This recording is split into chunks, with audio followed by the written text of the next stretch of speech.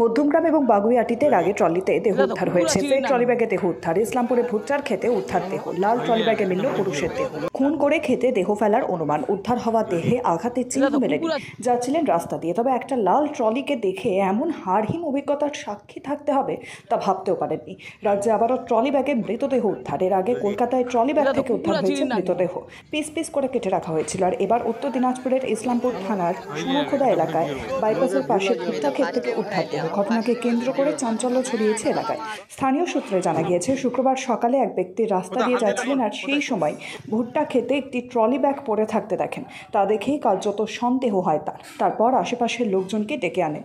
লোকজন আসার পর ট্রলি ব্যাগ দেখে পুলিশকে খবর দেওয়া হয়। পুলিশ পৌঁছে ট্রলি ব্যাগটি উদ্ধার করে ময়নাতদন্তের জন্য পাঠায় ইসলামপুর মহকুমা হাসপাতালে। পুলিশ সূত্রে জানা গিয়েছে, ইসলামপুরের সোনাখোদা এলাকায় বাইপাসের পাশে একটা ভুট্টা ক্ষেত থেকে একটি ট্রলি ব্যাগে মৃতদেহ উদ্ধার হয়েছে। তবে মৃতের নাম পরিচয় কিছুই এখনো জানা যায়নি।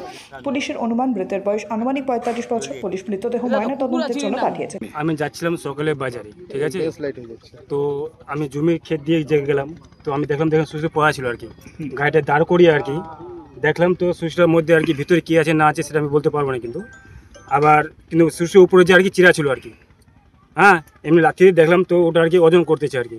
Bureau report, sky news Bangla.